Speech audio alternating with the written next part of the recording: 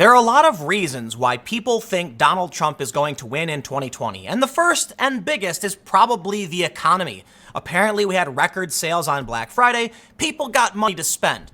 Based on that, a lot of people don't want to rock the boat.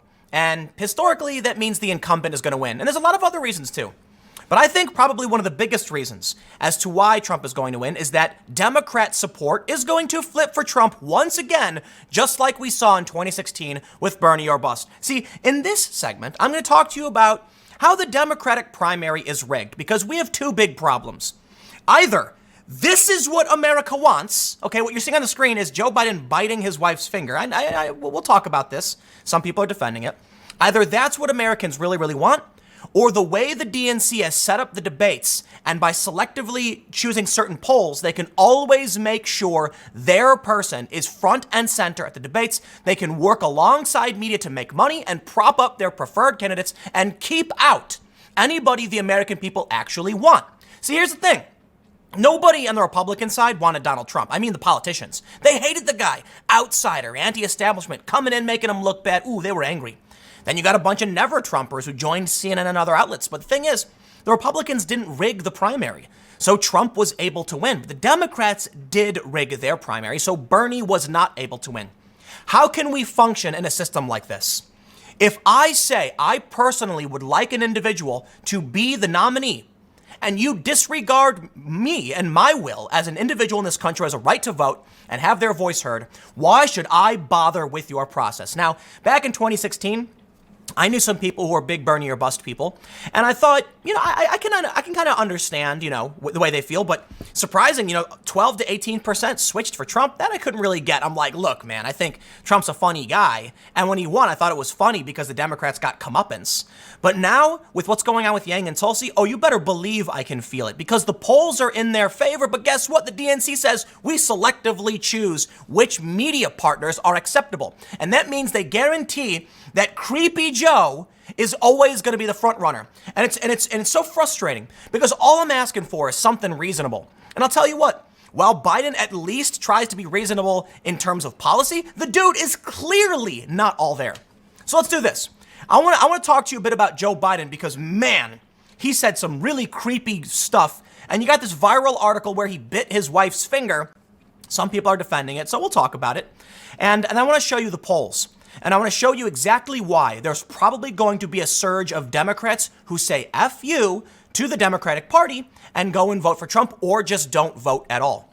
Before we get started, head over to timcast.com/donate if you'd like to support my work. There are several different ways you can give, but the best thing you can do is share this video. If you agree or disagree, if you think I bring up good points, if you think there's a reason people should hear what I have to say, the best thing you can do, share this video. It helps me keep doing my work. It's essentially my alternative to a big marketing budget, which I don't have. These big media companies can put whatever they want wherever they want. I rely on you guys. So let's just check out this story. The first story, which needs no real explanation, is a photo. Well, it does. It's Joe Biden biting his wife's finger. Here's the thing. The story's going pretty viral. They're calling it a bizarre moment. Some people are mocking him. And this photo it's really weird. It's really weird. Now, some people, even conservatives and Democrats, have defended him, saying his wife was talking, she was waving her hand, he was being playful, so he nibbled her finger. But I still think it's bizarre. Now, I'm not highlighting this to say, oh heavens, oh no, Joe Biden's the worst candidate ever for nibbling his wife's finger. No, I think it's silly. I don't care. I think it was stupid to do. I think it is kind of weird, but I get what he was. He's being, endearing to his wife or whatever. But here's the thing. Joe Biden is Creepy Joe, okay? Here's a story from April. Joe Biden's super creepy hair-smelling skeeves out Trevor Noah. We're all familiar with Joe Biden smelling little girls and doing really creepy things and women calling him out for it. But for some reason, Joe Biden's the front runner. Look, man, I prefer moderate policy. I prefer someone who's probably closer policy-wise to where Biden is. But I also care about fairness, and I do not believe it's fair that you can have someone like Tulsi Gabbard, who's a major in the National Guard, respectable, honorable, with excellent points, who had major media moments, and somehow she is nowhere near the polling of Joe Biden. Now, I get it. I don't want to act like a sore loser. Joe Biden is recognizable. He's a former VP, and who's Tulsi Gabbard? She is not a front-running candidate. The issue is she recently got 6% in a New Hampshire poll, one of the most important states in the primary. And the Democrats will not recognize it, even though it's from Suffolk University, I believe. And that's an approved poll. Or Suffolk, whatever it is. I don't know if it's a university or whatever. Because they partnered with the Boston Globe. Oh, but they're not a media partner of the DNC. You see what the Democrats do? They rig it in many different ways. So I want to show you. I want to talk about this. But the first thing I want to do is I want to remind you. Here's a video that the Daily Caller just posted of Joe Biden. In it, this is not for the, I guess, I'm just going to say it.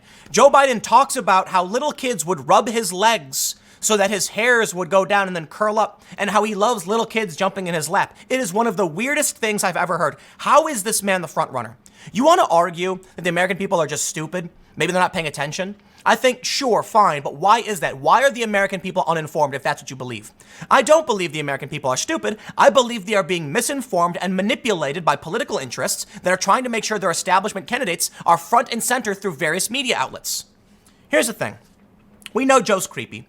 We know he sniffs little girls. And I'm frustrated because I think we got a couple great people. We got Yang and Gabbard. Look, you don't got to agree with their policies, but you can recognize there's something totally different about them compared to these other crony, weird, individuals.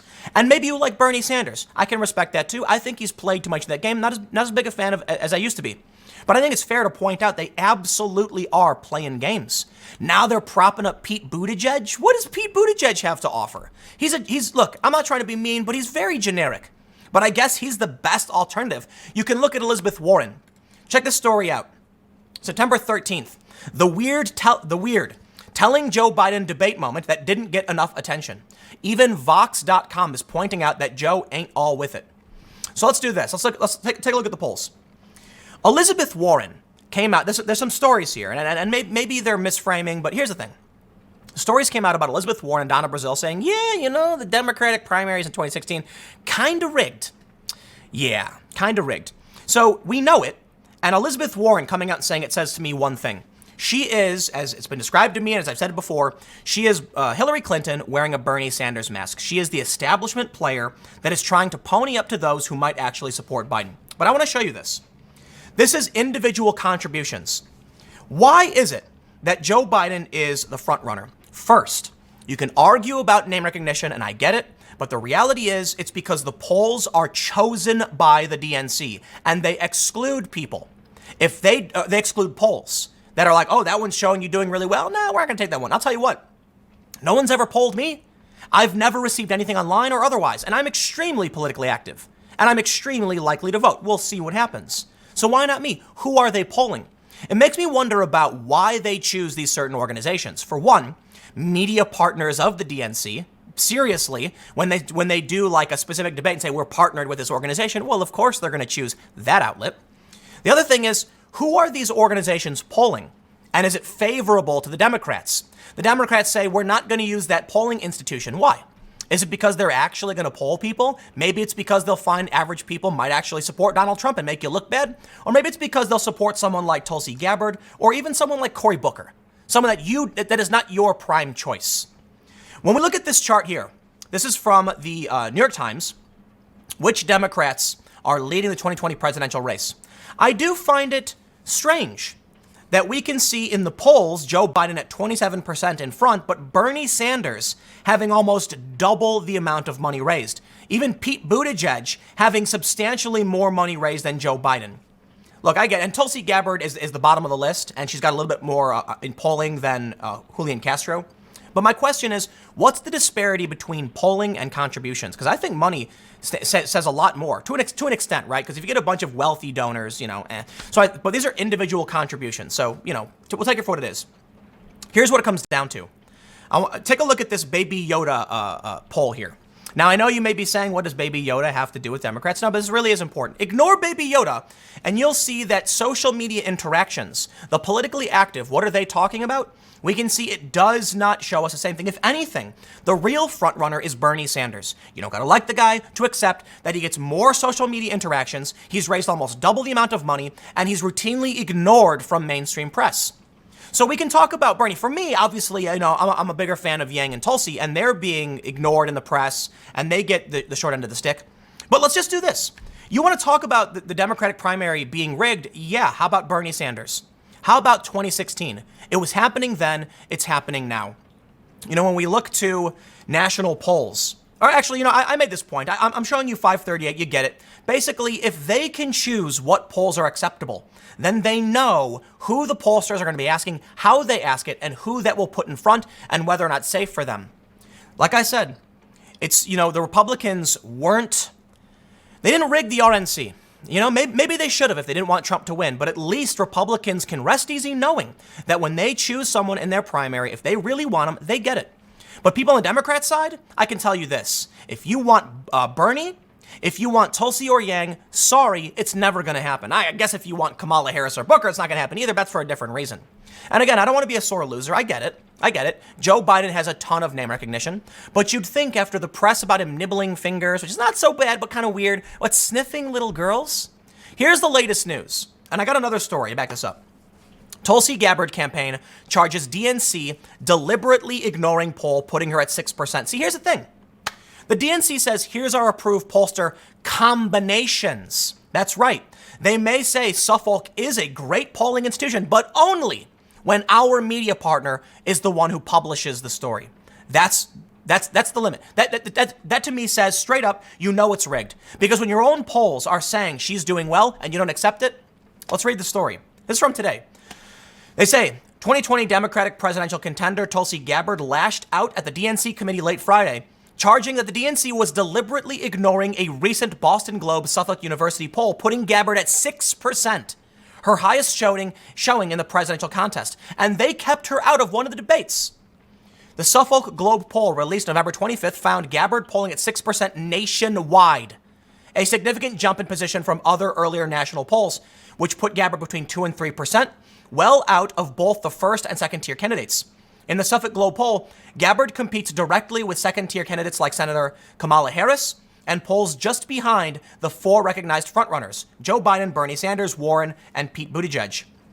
To appear on the DNC's debate stage in December, they must show a fundraising base of at least 200,000 donors and a significant showing, more than 1% support, in at least 3 recognized polls before the end of November. If the DNC counts the Suffolk Globe poll, Gabbard makes the stage. Oh, they're not going to. We all saw what Hillary Clinton said.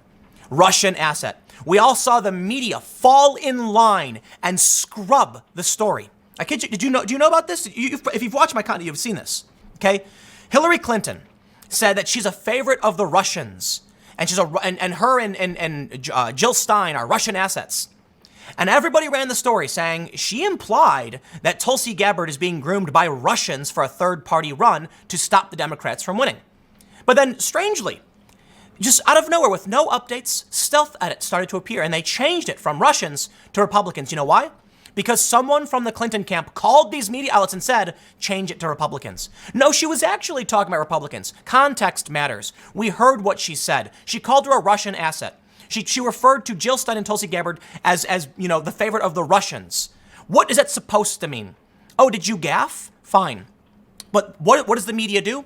Simply because the Democrat people called the press, they made that change. How insane is that?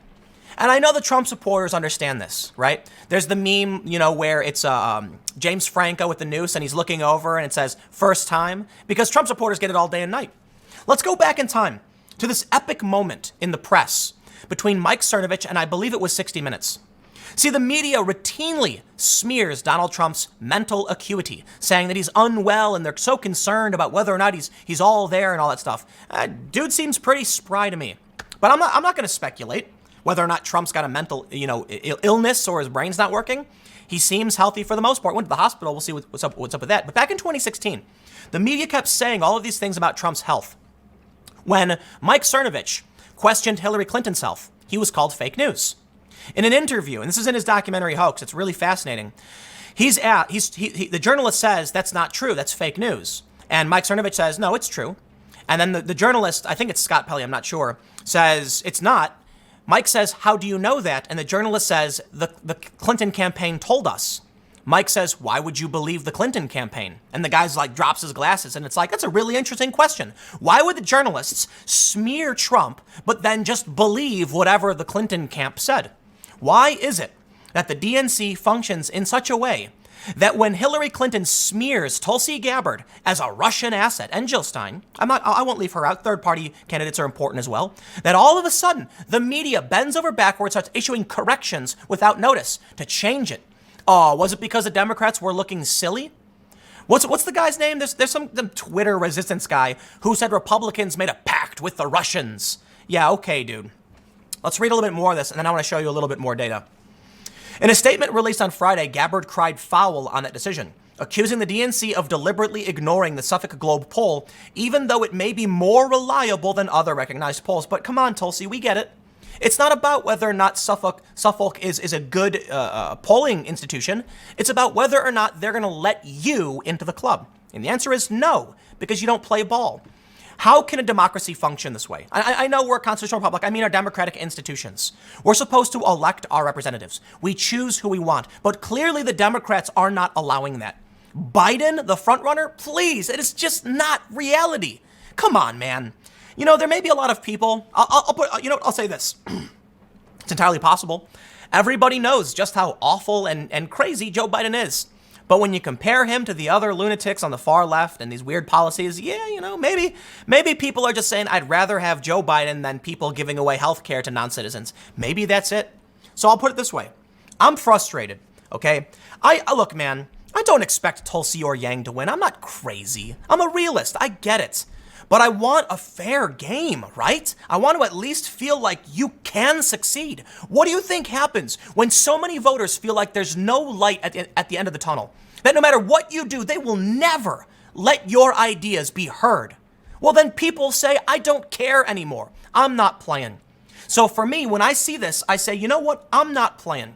Don't expect me. What are they saying? Vote blue no matter who. Yeah, right. If you let Tulsi do her thing, be on the stage, recognize these polls, I don't think she's going to win. But I want to hear what she and Yang have to say. Not because I think they're going to win, but because I think the national conversation in our culture is helped by them expressing important ideas. Automation, foreign wars, and a lot of other issues. I think it's great to hear from these people, and I want them on that stage. And I'll admit, too, man, Kamala Harris is awful. I do not like her. And Tulsi Gabbard played a key role in knocking her down. That's what it's all about. Maybe, and you know what? That's what they don't like. Maybe they really liked Kamala. She was going to play ball and be that insider and do whatever the establishment wanted, and Tulsi was bad news. But I'll tell you this. If I'm taking a part in some endeavor, and I can't figure out where the light is, I have no idea how to solve a problem, I'm done. Okay? It's almost like playing a video game where there's a grind that gets you nowhere. It's like, why am I going to keep doing this? What is my return? Why should I entertain anything the Democrats are doing when they play this kind of game? Now listen, I get it. The DNC said, these are the polls we approve, these are the rules, everyone's playing by the same rules. But you know what? It's absurd to me that we're at a point now where Bernie's raising more than double Biden, but for some reason, you know, I get it. Bernie's still, you know, he's allowed in to an extent. And he's played their game to a decent amount, which I do not agree with, but I understand. He still gets smeared and left out in the media. But this brings me to the last major point. Take a look at this story from Axios. Democrats' 2020 chaos theory. It turns out there may be another really big reason why Donald Trump is going to win.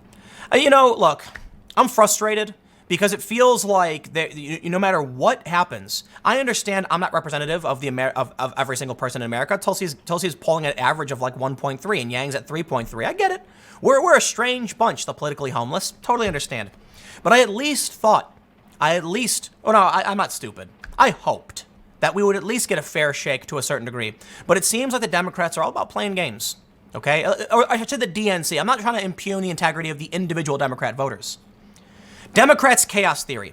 You know what they're basically saying? They're basically saying there's no front runner. Joe Biden might win in one place, South Carolina. Bernie's looking to win Nevada. Buttigieg looking to win Iowa. Who's the front runner? There isn't one. The Democrats are fractured. There's no leadership and there's no plan. And I'm surprised Buttigieg is doing as well as he is. I mean, look, man, I got no beef with Buttigieg. I find him to be kind of lukewarm or whatever. But I just want the people I like to have a chance to have their voice expressed, to shift that narrative on the debate stage, to bring up ideas like Tulsi talking about Kamala Harris. Like, you know, I'll say this too, Yang is the only real progressive. Andrew Yang is the only real progressive. And again, I don't care if you like the guy or not, like his policies or not. I look to what these other Democrats are doing, and they're talking about ideas from 100 years ago. Tax this to implement this policy. Well, you're not adapting to technology. You're not addressing how our culture is being changed by technology. What happens? MSNBC, more than a dozen times, keeps Yang off the TV. And so finally he came out and said, you want an apology. Because they look, man, the whole system is set up so that people can get their people in. And it's a dirty game. The Democrats have no front runner. They're spiraling out of control. But I'll tell you what, man, maybe Cenk Uygur of the Young Turks is right. And I know people are probably saying like, what, Tim? Huh? Well, no, he's made some good points, but he says, that he was going to attack the Democratic establishment to its core. I'm not rooting for Bernie Sanders right now, because the fact that he would play their game to win is a red flag to me. Tulsi Gabbard is unwilling. She's defiant every step of the way, and I have tremendous respect for that. Andrew Yang, defiant, challenging MSNBC in the way he did. I respect that, and I'm glad they're doing what they're doing. And I'll admit this: one of the things I do like about supporting outsider candidates is how they specifically highlight how the game is rigged. If you think that the game is rigged, it's not rigged. You need only look at 2016. Who were the popular candidates? Bernie Sanders, Donald Trump. The RNC gave in to Trump. Trump won, and that was it. A handshake, a hug, and an applause. And Trump was was officially the nominee for the Republicans. They did not cheat. You look at the Democrats. Yeah, they shared questions. There were with media outlets.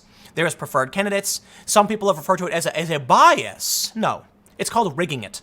And they're doing the same thing now. And Biden is probably obedient. And so Biden's their front runner, even though he can't speak. He talks about rubbing kids and putting them in his lap. It is insane. Let me just end by saying this, man. You got to understand what it must, and you probably get it, right? Think about them telling you, this is the guy you have to support. Vote blue no matter who. Even if it's the guy who sniffs little girls and talks about putting kids in his lap. I'm sorry, man. You guys, you are out of it. You are out of it. You need to let go. You need to let go. But the Democrats, they can't do it. And again, I want to make sure I made it clear. The Democrats I'm referring to as the establishment, okay? So we're doomed, man. You know what? Trump's going to win. To those who want a reasonable choice to go up against Trump, you're not going to get it. It's never going to happen. The Democrats are too crazy, fractured, no leadership, and Trump will win.